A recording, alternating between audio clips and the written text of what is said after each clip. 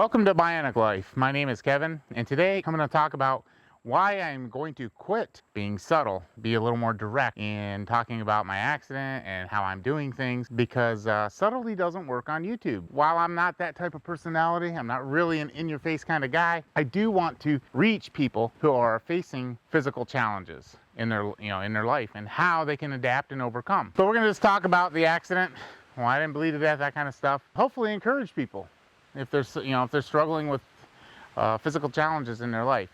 The reason I started doing videos on firewood, and believe it or not, it's pivotal to this story.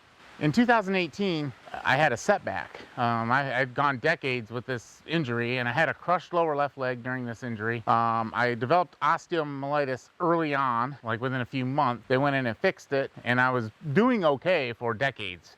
Well, in 2018, I developed an abscess. It wasn't healing. They went in, they took out a section of bone.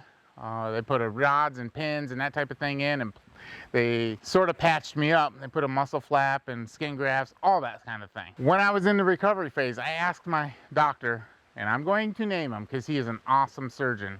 His name's Dr. DeLulo. He's with UPMC Hammett out of Erie, Pennsylvania, and he is a phenomenal doctor. He's a phenomenal bedside. If anybody's in the area and you need orthopedic work, sports medicine type of stuff, man, he's an awesome guy. If you can get him, you're doing great. And he actually did his residency under my old initial orthopedic surgeon, Dr. Carl Frankovich, who became the chief surgeon up at Shriners Hospital in Erie, Pennsylvania. He's a great doctor, and he is a great guy. I asked him, hey doc, I said, what should I do for physical therapy? Do I need to go an outpatient thing? Are they going to come to the house? During this time when I was asking him this, the procedure that they did on my lower left leg was they cut 2 inches of the tibia and fibula, which at this point is one bone mass at this point because it was crushed like a candy cane inside of a wrapper. So it was messed up. It's kind of healed together as one unit, but it had a pocket of infection. They went in and they cut that out. They shortened the bone up. Now when they do this, that does not shorten the muscle tissue. It does not shorten ligaments and connective tissue. I had no control. When I would try to stand up on a crutch, and I was using crutches at the time, I felt like I had no, what do you want to call, extension on my foot, whatever muscle that is, but I couldn't push off. Like it felt like I was gonna fall flat on my face. Once those connective tissues and ligaments and muscle all atrophied and contracted, I started applying pressure on it in about November. That surgery was at the beginning of October. End of November, I was getting to where I could stand up on crutches, and I started to progress, and I said, hey doc, should I take physical therapy? He's like, you just do what you do. So my goal was to get out and cut some firewood. And he knew that. He knew I was active that way. And that was the motivation, and that was my physical therapy. I went out into the woods probably in January. So getting out into the woods and using a chainsaw for the first time was my goal, and it was achieved 3 months after this pretty major surgery, because it was not only a removal of bone, but it was also skin graft, muscle flap, all that kind of thing. So today we're going to talk about how I lost my leg, the equipment that I was using, and it wasn't this specific equipment. And right out of high school, I got a job taking asbestos out of buildings, and it was a great paying job. For a kid right out of high school, I was making union prevailing wage in Cleveland. We got paid from the time we left where I live. It's an hour or so to the other side of Cleveland where we were working. I did that through the summer. The building was a school building. We wrapped up, say, mid-August. The company I worked for had another location that they were going to move to, but I didn't have enough seniority to do all the easy work in prepping the site. I was there to do the grunt work. So my services weren't needed during the easy phase. I was making great money all summer, but I was spending it. I mean, I bought Kragers from my 1977 Cutlass Supreme, put a stereo in it, bought new skis, that type of thing. So I was spending a lot of money. I needed income to fill the gas tank and put insurance on the car, and I didn't get that from unemployment because I hadn't worked long enough. Fortunately for me, late summer, like we are mid-September right now, late summer, early fall, farmers in the area are using things like this in a chopper. At least back then it was a tractor pulling a chopper, and they were putting this green stuff, corn, chopping it up, blowing it into a wagon, taking it to a farm or a bunk silo. From there, you would feed cows so that you guys could have milk on your cereal or have ice cream or butter, all that kind of stuff. My job was to hop on a tractor in the morning, grab a wagon that's full from the field, bring it back to the farm, unload it, and repeat that process all day long. So the morning of my accident, I went over and grabbed the wagon, brought it back to the farm. Once you get to the farm to unload, you connect this shaft. Well, I've already connected it here, but normally it's in this sling, or there's variable ways to hold it. It's in this cradle. You lift it up, you connect it to the back of the tractor. That is what supplies power through the shaft to the gearbox. It drives the web or conveyor on the floor of the wagon. It brings the material forward. It's broken up. These beaters rotate and they break up the materials that's brought forward, and it's unloaded out this little chute. In this case, it's an auger, but many times it's a conveyor, just a mini conveyor, maybe 2 feet wide. On that particular morning, I brought the wagon, connected it, started unloading it. Now, as this wagon is unloaded, I showed you the inside of the box. That material is brought forward, and it's a lot like a loaf of bread, where sitting on the counter, you take so many slices away from the loaf of bread, and finally it gets to the point where the few slices that are left will not stand up on their end, they'll fall down. That's what happens in this wagon. And that's the indication when that stuff falls back, there's still a couple tons of material in that wagon, and it makes the wagon lurch and jerk. That's a cue that you can speed the process up. Procedure was get on the deck of the tractor, look back in, verify that you can kick something into high gear. If you kicked it into high gear and there was still a ton of silage right there, you could spill it out all over and make a mess. Then you were supposed to get off the tractor, come back, put this gearbox into high range, get back up on the tractor, throttle the tractor up, wait till it was unloaded, then you could shut the PTO off, throttle the tractor back, get off the tractor, disconnect the power shaft, recradle it, and go get your next load. Does anybody see an opportunity to make your life a little easier? What if, hypothetically, you took a shortcut and you stepped on this tongue right here and took a peek in there? But you did this without thinking about the fact that while this shaft is guarded that I'm showing you right here, the piece of equipment that particular day had no guard on it. The actual drive part, this cover rotates independent of the PTO shaft. All right, this cover was not on that other shaft on that day. It was a piece of hollow square tubing and a solid piece of bar stock that was the actual drive line. On each end of the drive line is what they call a universal joint. And that is sort of like a Lovejoy connector, or it allows for misalignment. I don't know if you can tell, but this shaft is not perfectly straight. It comes out of the gearbox and it kind of tips down, at least with this tractor. It's a smaller tractor. But you can also make some gentle turns, and that universal joint allows for misalignment.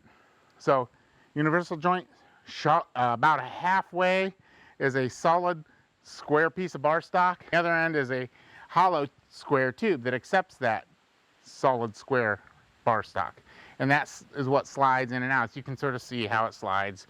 The guard slides with the shaft. That particular wagon didn't have that guard, and as an added bonus, as it was turning, if you were looking at it, instead of it being a perfectly straight drive line, perfectly parallel and balanced, if you looked at that particular drive line, it was doing this as it rotated.